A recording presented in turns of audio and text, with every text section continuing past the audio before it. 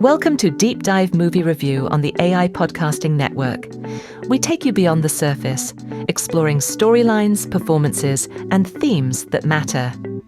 Let's dive right in. Okay, so for today's deep dive, we are tearing into Paul Feig's film adaptation of The Housemaid. The Frida McFadden viral thriller, yeah. Exactly. And the sources, they all point to this incredible structural whiplash. Oh, totally. They call the start a slow slog, but then the ending is a glorious landing. So our mission is to really unpack that for you. Well, it starts with a pretty classic setup, right? It's got that domestic paranoia vibe. Like the hand that rocks the cradle or something? Exactly. So you've got Millie Calloway, that's Sydney Sweeney. She's an ex-con on parole, and she takes a live-in housemaid job. For this super wealthy Winchester family. Right.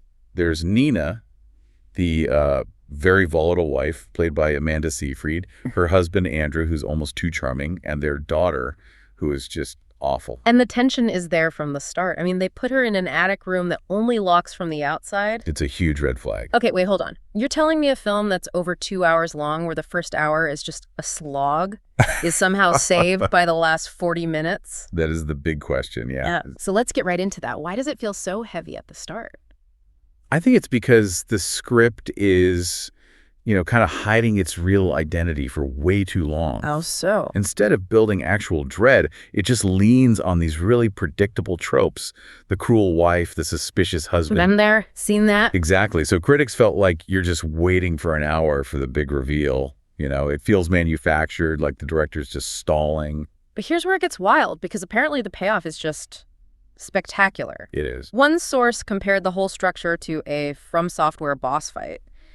That sounds completely audacious.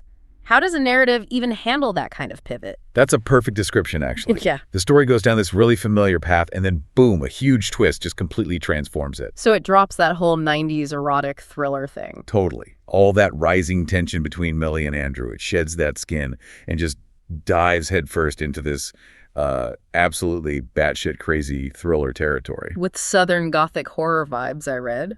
Yeah, and a ton of camp.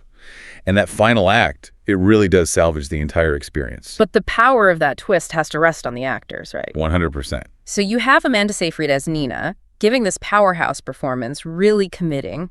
But then Sydney Sweeney is described as stiff, monotone, even sleepwalking in the first half. Doesn't that risk losing the audience before you even get to the good part? It's a risk for sure, and the performance is definitely uneven. But that contrast is kind of the point. Okay, explain that. Seyfried is playing this amazing tiger inside. She has this incredible range, making Nina almost sympathetic even when she's being cruel.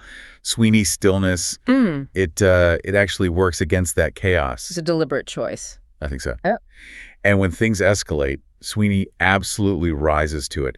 She delivers the intensity, the believable badassery that the finale needs. And all this from Paul Feig, the director of Bridesmaids. I mean, that's a tightrope walk. And he clearly loved the campiness of it all.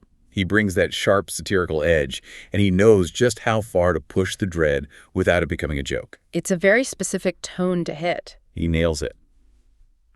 But speaking of choices, that brings us to the ending. In controversy, right? Yeah.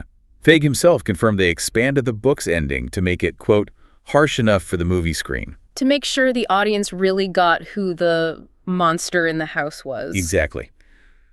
But the critics pointed out that this expansion is what pushed the film way past the 2-hour mark.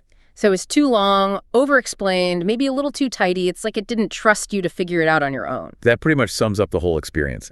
I mean, The Housemaid is this uneven high-wire act, but it absolutely sticks the landing through sheer commitment and that clever, crazy pivot. Which brings us back to that core challenge, The price for that cinematic satisfaction was clarity and time. So we have to ask you, was Feig right? Do you need that definitive monster in the house reveal, or does great suspense need to leave a few shadows in the mansion? What stands out to you? Thanks for joining us for another Deep Dive movie review. If you enjoyed this breakdown, don't forget to like, subscribe, and share. You can find more at aipodcastingnetwork.com. Until next time, keep watching and keep diving deeper.